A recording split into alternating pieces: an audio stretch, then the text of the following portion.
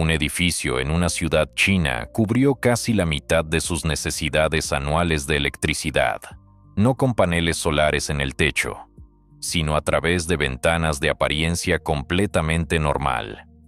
Cuando expertos independientes recibieron esas cifras, exigieron una segunda verificación. El resultado fue el mismo. Ingenieros que durante 20 años habían considerado este problema irresoluble miraban los datos sin poder creer lo que veían. ¿Qué ocurrió exactamente y por qué esto cambia la forma en que las ciudades obtendrán energía en el futuro? Durante décadas, el vidrio tuvo una sola función: dejar pasar la luz y retener el calor. Una función simple y clara.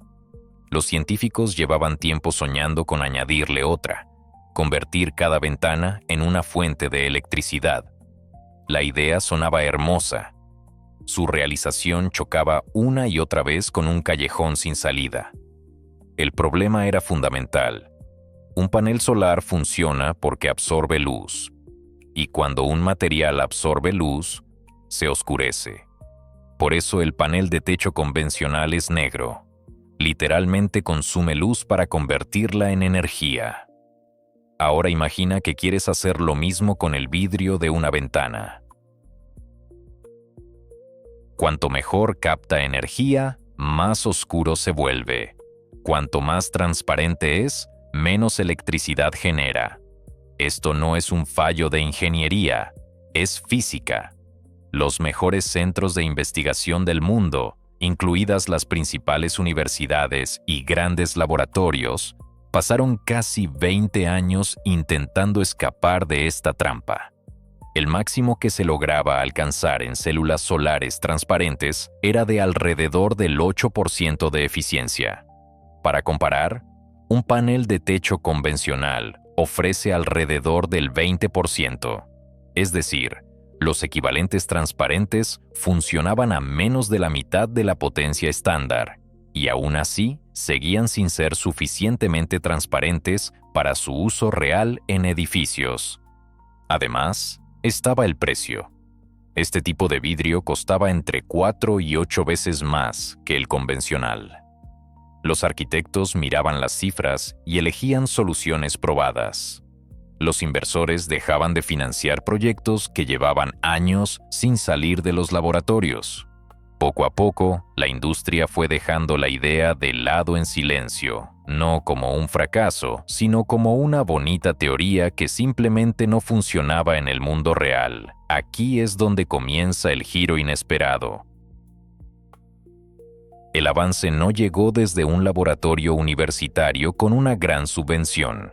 Llegó desde donde la mayoría de la gente no miraba con suficiente atención. No hubo ninguna presentación grandiosa, ningún escenario, ningún titular, ninguna campaña publicitaria. En su lugar, una especificación técnica publicada discretamente en el sitio web de una empresa. Un nuevo tipo de paneles de vidrio para instalar en edificios reales. La empresa ya era en ese momento uno de los mayores fabricantes de paneles solares del mundo, suministrando productos a decenas de países durante muchos años.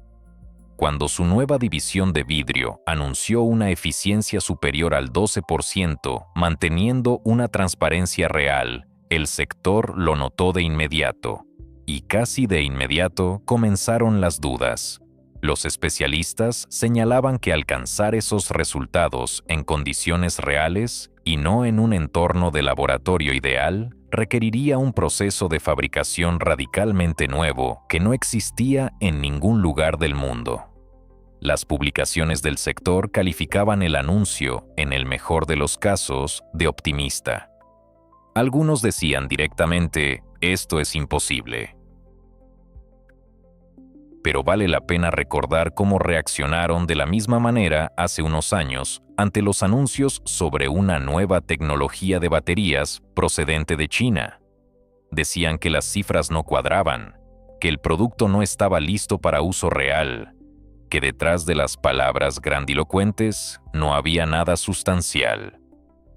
Hoy ese tipo de batería está instalado en una enorme proporción de los vehículos eléctricos que se venden en todo el mundo. Es un patrón recurrente. Se rechaza el anuncio audaz, el producto sale silenciosamente al mercado y los escépticos terminan comprando exactamente lo que habían llamado imposible. Esto no significa que cada afirmación atrevida resulte ser verdad, pero sí significa que es más inteligente verificar las pruebas reales que descartar una idea solo porque suena demasiado ambiciosa. La verdadera pregunta era otra. ¿Y si la empresa no solo había hecho un anuncio, sino que durante años, sin que nadie lo notara, había estado construyendo exactamente la base de producción que le permitía materializarlo?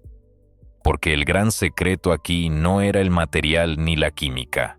El gran secreto era la fábrica.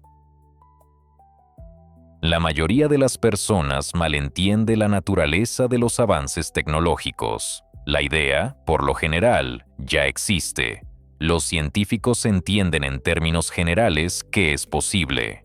El verdadero problema es hacerlo suficientemente rápido y suficientemente barato como para que tenga sentido fuera del laboratorio. El tipo de célula solar necesario para este vidrio no era un descubrimiento nuevo. La llamada célula solar tándem, dos capas solares apiladas una sobre otra para capturar más energía del espectro solar de lo que puede hacer una sola capa, era bien conocida. El problema estaba en la velocidad de producción. El vidrio convencional se fabrica en una línea continua. El vidrio fundido fluye, se extiende en una lámina plana, se enfría y sigue avanzando, sin paradas. Precisamente esa continuidad es lo que hace que el vidrio sea barato.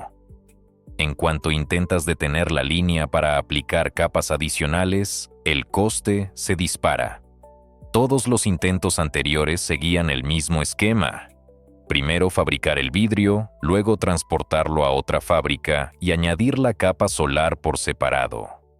Eso aumentaba el tiempo, el coste y el riesgo de daños. El producto funcionaba técnicamente, pero económicamente no tenía sentido para nadie que construyera a escala real. La solución consistió en aplicar el recubrimiento directamente sobre el vidrio en movimiento. Imagina un coche pasando por un túnel de lavado automático y saliendo limpio, sin detenerse ni un segundo. Algo similar ocurre aquí. Una finísima niebla química se adhiere al vidrio y forma la capa solar al instante, mientras la lámina continúa avanzando a plena velocidad. Perfeccionar este proceso llevó años. La temperatura de la niebla debía ser exacta. La velocidad del vidrio debía coincidir con la velocidad de aplicación del recubrimiento con una precisión de fracciones de segundo. Demasiado rápido, la capa quedaba irregular. Demasiado lento, se perdía todo el sentido de la línea continua. Los ingenieros ajustaron los mínimos detalles una y otra vez hasta que el proceso fue lo suficientemente fiable para funcionar a plena capacidad. Al final, en las primeras pruebas, este método mostró una eficiencia ligeramente superior al 13% y mantuvo ese resultado a lo largo de todo el ciclo de producción, no solo en una muestra seleccionada de forma ejemplar. Eso era importante. Muchos resultados de laboratorio lucen perfectos en un único ejemplar de prueba y se desmoronan cuando hay que reproducirlos miles de veces seguidas. Aquí eso no ocurrió, pero resolver el problema de producción generó uno nuevo, y no tenía nada que ver con máquinas ni fábricas. El vidrio resultó estar ligeramente tintado, no negro, pero sí con un tono suficiente como para no cumplir las normas de transmisión de luz obligatorias para edificios de oficinas en muchas ciudades. Y eso era de nuevo el mismo muro contra el que habían chocado todos los intentos anteriores durante 20 años, solo que en una forma ligeramente diferente. La mayoría de los equipos anteriores simplemente elegían un lado. o más potencia y ventana más oscura o más transparencia y menos electricidad. Nadie encontraba la manera de obtener ambas cosas al mismo tiempo. La solución resultó ser inesperadamente elegante. En lugar de intentar capturar más luz visible, la que el ojo humano usa para ver, los ingenieros se centraron en una parte completamente diferente del espectro solar. La luz solar no es solo lo que vemos. También transporta radiación invisible, ultravioleta e infrarroja, que se encuentra fuera del rango accesible al ojo humano. Dentro del vidrio se integró una finísima capa con partículas diminutas, los llamados puntos cuánticos. Funcionan como un filtro. Interceptan la radiación invisible y la redirigen hacia la célula solar, mientras la luz visible pasa completamente sin obstáculos. En esencia, se creó un carril separado para la luz invisible. Dejó de competir con la luz que necesita el ojo. Se puede imaginar como una clasificación de correo. En lugar de un departamento sobrecargado que intenta procesar todo a la vez, se construye un pasillo separado para los paquetes, de modo que las cartas ordinarias sigan circulando sin retrasos. Eso es exactamente lo que ocurre con la luz solar dentro de este tipo de vidrio. Tras las pruebas independientes, el resultado fue una eficiencia ligeramente superior al 14%, con una transmisión de aproximadamente el 43% de la luz visible. Eso es suficiente para que el vidrio sea considerado un material arquitectónico completo, y no simplemente un panel tintado que finge ser una ventana. Por primera vez, una ventana no se veía obligada a elegir entre transparencia y utilidad. Pero un buen panel no es todavía una solución. El verdadero reto es hacer que miles de esos paneles funcionen juntos en un edificio real. Un edificio de oficinas de gran altura, cubierto de vidrio de suelo a techo, es un caos desde el punto de vista energético. El sol no ilumina todas las ventanas por igual. Una ventana orientada al sur al mediodía recibe luz directa.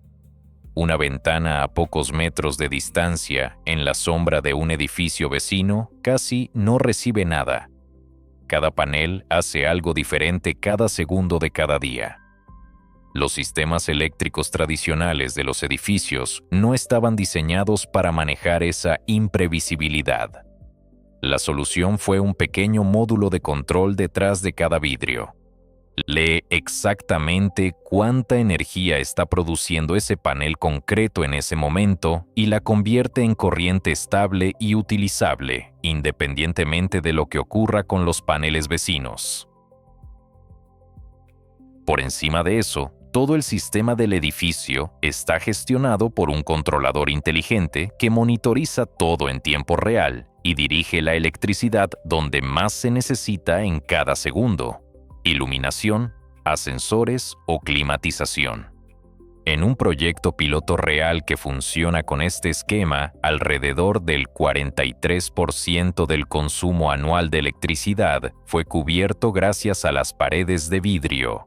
Cuando los responsables del proyecto recibieron esa cifra, solicitaron una segunda verificación independiente antes de decidirse a publicarla. La segunda verificación arrojó el mismo resultado, porque esto importa más allá de lo que parece a primera vista. Los edificios consumen una parte colosal de la energía mundial. Producen más emisiones relacionadas con el cambio climático que los coches, camiones y aviones juntos. Gran parte de ello corresponde a la calefacción, refrigeración e iluminación de edificios diseñados hace décadas, mucho antes de que las cuestiones de eficiencia energética se debatieran en serio. Esto convierte las fachadas de vidrio de los rascacielos en cada gran ciudad del mundo en una de las oportunidades sin aprovechar más significativas del planeta en este momento. Para ser honesto, los obstáculos no han desaparecido. Este tipo de vidrio sigue costando aproximadamente entre un 45 y un 60% más que el convencional. Con los precios actuales de la electricidad, la amortización completa del coste adicional puede llevar más de 10 años. Las capas solares de estos paneles se degradan con el tiempo más rápido que los paneles de techo tradicionales, y en la mayoría de los países, las normativas de construcción aún no están adaptadas para considerar este vidrio como una fuente de energía principal y no simplemente como una opción complementaria. Sin las regulaciones adecuadas, los promotores tienen menos incentivos para pagar más, incluso si el ahorro a largo plazo parece convincente sobre el papel. Las ciudades con abundante sol y construcción activa de edificios en altura siguen esto con especial atención. Allí el periodo de amortización es más corto y el beneficio potencial más tangible. Pero lo más importante aquí es lo siguiente. Lo que detuvo esta tecnología durante 20 años nunca fue un problema científico. Los científicos entendían en términos generales qué había que hacer. El problema era reunir en un mismo lugar las fábricas adecuadas, los materiales adecuados y un mercado suficientemente grande para realizar pruebas reales a escala. Es una combinación extremadamente difícil de lograr, y muy pocos han conseguido materializarla. Si el coste sigue bajando y la eficiencia sigue aumentando, podemos encontrarnos ante un futuro en el que los nuevos edificios no solo consuman energía, la produzcan en silencio cada día, simplemente estando bajo el sol. Y eso deja abierta una pregunta que vale la pena considerar. ¿Crees que este vidrio se convertirá en el estándar para las ciudades del futuro o seguirá siendo una interesante idea de nicho que nunca llegará a extenderse de forma generalizada? Escríbelo en los comentarios. Leo cada respuesta. Si este video te ha resultado útil, dale like. Eso realmente ayuda. Suscríbete al canal y activa las notificaciones para no perderte el próximo episodio. Hasta pronto.